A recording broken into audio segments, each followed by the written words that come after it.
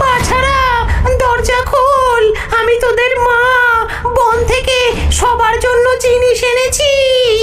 এটা তো মায়ের গলায় শোনাচ্ছে। আগে আমরা নিশ্চিত হই, মা বলেছিল ওই ডাইনির সবুজ হাড়ের শরীর। আগে তোমার পাটা দেখাও, তবেই বুঝবো তুমি আমাদের মা কিনা। ডাইনি জানালার কাছে তার পা রাখলো। বানর ছানারা দেখলো পা সত্যি সাদা। তারা ভাবলো এটাই তাদের মা, তাই তারা দরজা খুলে দিল।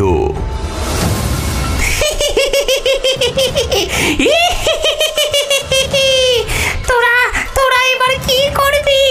তোদের তো এবার পালানোর উপায় নেই। হ্যাঁ, ওরে বাবারে, ডাইনি ডাইনি, পালাও পালাও পালাও পালাও পালাও ডাইনি। ডাইনি ঢুকতেই বাঁদর ছানারা সবাই লুকোনোর জন্য দৌড়ালো। প্রথম বাঁদর ছানাটি টেবিলের নিচে লুকোলো, দ্বিতীয়জন বিছানায়, তৃতীয়জন রান্নাঘরের উনুনের মধ্যে, চতুর্থজন বাসন মাজার ঘরে, পঞ্চমজন পোশাকের আলমারিতে, ষষ্ঠজন জলের পাত্রে, আর সবচেয়ে ছোট্ট সপ্তমজন বড় দেওয়াল ঘড়ির মধ্যে লুকোলো। লুকিয়ে লাভ নেই, আমি তোদের গন্ধ পাচ্ছি। তোদের আমি ঠিক খুঁজে খুঁজে বার করব। ডাইনি প্রথমে টেবিলের নিচে হাত ঢুকিয়ে প্রথম বাঁদরছানাকে ধরে ফেলল। তারপর একটি বড় হাঁ করে তাকে গিলে ফেলল। কুটকুটে কুটকুটে বাদর ছানার দল, একে একে খাবো, তোদের লাগবে না কো জল। টপ টপ টপ করে খাবো আমি গিলে, একে একে যাবি তোরা আমার পেটে চলে। তারপর একে একে বিছানার নিচে, রান্নাঘরে, বাসন মাজার ঘর, পোশাকের আলমারি আর জলের পাত্র থেকে ছানাদেরকে বের করে কপ কপ করে গিলে ফেলতে লাগলো।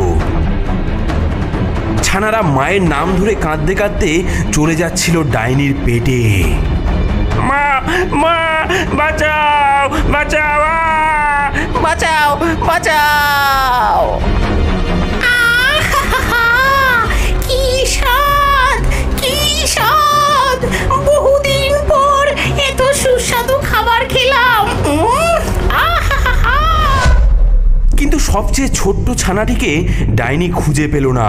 ঘড়ির মধ্যে সে এমন নিশ্চুপ হয়েছিল যে ডাইনির নজরেই পড়ল না। 6টি ছানা খেয়ে ডাইনির পেট ফুলে উঠল বিশাল ঢোলের মতন। হা হা, 6টাই যথেষ্ট। এত খেয়ে আমার ঘুম পাচ্ছে।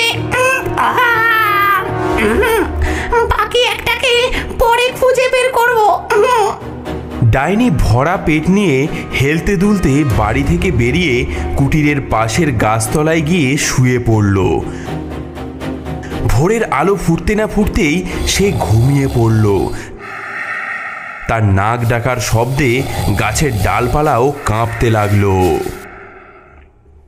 দাদারা, দিদিরা, কোথায় তোমরা? আমি যে একা হয়ে গেলাম। মা। ঠিক তখনই দূর থেকে পায়ের শব্দ শোনা গেল।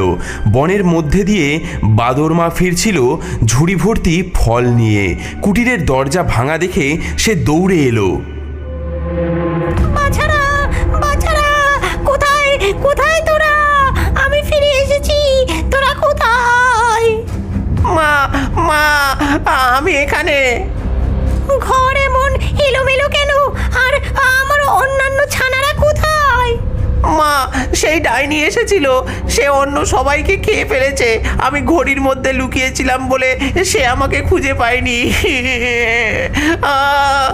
আমার দাদা ভাইরা কোথায় গেল মা? কি বলছিস? আমার ছানাদের খেয়ে ফেলেছে? বাছারা! হ্যাঁ মা, সে এখন বাইরে গাছতলায় ঘুমোচ্ছে, আর তার পেট ফুলে ঢোলের মতো হয়ে গেছে, দেখো। বাদরমার চোখে আগুন জ্বলে উঠল। প্রথমে অবিশ্বাসে, তারপর শোকে, আর সবশেষে প্রতিশোধের আগুনে। চল চল, দেখি সেই ডাইনিকে। আমার ছানাদের আমি ফিরিয়ে আনবই। বাদর মা ছোট্ট ছানাটিকে নিয়ে চুপি চুপি কুটির থেকে বেরিয়ে গাছতলার দিকে চলল। সূর্যের আলোয় তারা দেখতে পেল একটি বিশাল সবুজ আকৃতি পড়ে রয়েছে গাছের নিচে। ডাইনির পেট ফুলে ঢোলের মতো হয়ে গেছে। তুই তুই এখানে থাক, আমি আমি দেখছি কি করা যায়। বাঁদর মা ছোট্ট ছানাটিকে একটি ঝোপের আড়ালে রেখে নিঃশব্দে ডাইনির কাছে এগিয়ে গেল। ডাইনি গভীর ঘুমে আচ্ছন্ন আর তার নাক ডাকছে। এটা দেখে বাঁদর মা বাড়ি থেকে কাঁচি, ছুঁচ আর সুতো নিয়ে এলো। আমার আমার ছানাদেরকে ফিরে পেতেই হবে। এই কাঁচি দিয়ে আমি ডাইনির পেট কেটে তাদের বার করে আনবো। শোকে দুঃখে বাঁদর মা ডাইনির পেট কাটতে লাগলো। সবচেয়ে ছোট্ট বাঁদর ছানাটি ঝোপের আড়াল থেকে উকি দিয়ে দেখতে লাগলো। পেট সামান্য কাটতেই একটা ছানা মাথা বার করলো। আরও খানিক কাটতেই লাফ দিয়ে বেরিয়ে এলো তার 6টি ছানা। মা মা মা মা মা আমরা ফিরে এসেছি। আমার বাছারা, তোমরা বেঁচে আছো? ছানাগুলো মরেনি, কারণ পেটুক ডাইনি তাদের চিবিয়ে না খেয়ে আস্ত গিলে ফেলেছিল। ছানারা সবাই আবার ফিরে এসে দারুণ খুশি। তাদের মাকে তারা জড়িয়ে ধরল। তারপর মনের ফুর্তিতে তারা লাফাতে লাগলো। দাদারা, দিদিরা, তোমরা ফিরে এসেছো? হ্যাঁ আমরা ফিরে এসেছি। আমরা ফিরে এসেছি। থাম বাছারা, এখনো বিপদ শেষ হয়নি। ডাইনি জেগে উঠলে তোদের আবার খেয়ে ফেলবে। আমাদের আমাদের এখন ওকে ঠিক করতে হবে। মা, এখন আমরা কি করব? ডাইনি তো খুব শক্তিশালী। তোরা ছুটতে গিয়ে যত পারিস নুড়ি কুড়িয়ে আন। শয়তানিটা ঘুমিয়ে থাকতে থাকতেই তার রাক্ষসে পেটটা আমি নুড়ি বোঝাই করে ফেলবো। বাঁদর ছানারা চটপট নদীর ধার থেকে নুড়ি কুড়িয়ে আনতে লাগলো। ছোট বড় সব ধরনের পাথরের টুকরো, এক হাতে দু হাতে, কেউ বা লেজের সাহায্যে নুড়ি বয়ে আনতে লাগলো। বাঁদর মা নুড়িগুলো নিয়ে ধীরে ধীরে ডাইনির কাটা পেটের ভেতরে ঢুকিয়ে দিতে লাগলো। আরো নুড়ি নিয়ে আন। যত বেশি বোঝাই হবে ততই ভালো। ছানারা আরও নুড়ি নিয়ে এলো। ছোট ছোট নুড়ি, বড় বড় নুড়ি, সবাই মিলে ডাইনির পেট ভরে ফেললো। তারপর বাঁদর মা তাড়াতাড়ি সেটা সেলাই করে দিল। ডাইনি একবারও নড়লও না, চললও না, কোনো দিকেই তার আর হুঁশ নেই। এইবার ঠিক আছে। চল চল আমরা দূরে গিয়ে লুকিয়ে দেখি কি হয়। কিছুক্ষণ পরে সূর্যের তাপে ডাইনির ঘুম ভাঙল। সে অলসভাবে হাই তুলল। পেটে ভারী বোঝা নিয়ে পায়ে ভর দিয়ে কোনো রকমে সে দাঁড়ালো। ডাইনি তখন বুঝতে পারেনি যে তার পেটে ছানার বদলে নুড়ি ভরা হয়েছে। উফ, বাঁদর ছানাগুলো আমার পেটে টিপ টিপ করছে। এত খাবার খেয়েছি, এখন ভীষণ তেষ্টা পেয়েছে। কুয়ো থেকে জল খাওয়া যাক।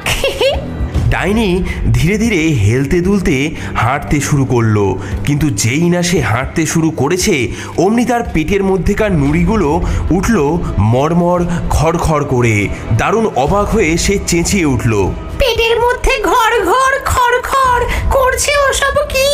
গিলেছিলাম বাঁদর ছানা, কচি কচি। মনে হচ্ছে ওগুলো সব পাথর কুচি। বাঁদর মা আর তার ছানারা গাছের আড়াল থেকে হাসি চেপে দেখতে লাগলো। ডাইনি বেশ কষ্টে হাঁটতে হাঁটতে কুয়োর কাছে এসে পৌঁছলো। তার গলা শুকিয়ে কাঠ হয়ে গেছে। সে ভাবলো জল খেলে নিশ্চয়ই ভালো লাগবে। জল জল জল চাই। কুয়োর পাড়ে এসে জল খাবার জন্য যেই না সে ঝুঁকেছে, অমনি নুড়িগুলোর ভারে তার শরীরের ভারসাম্য নষ্ট হয়ে গেল। ডাইনি সোজা কুয়োর মধ্যে গিয়ে পড়ল। বাঁচাও বাঁচাও।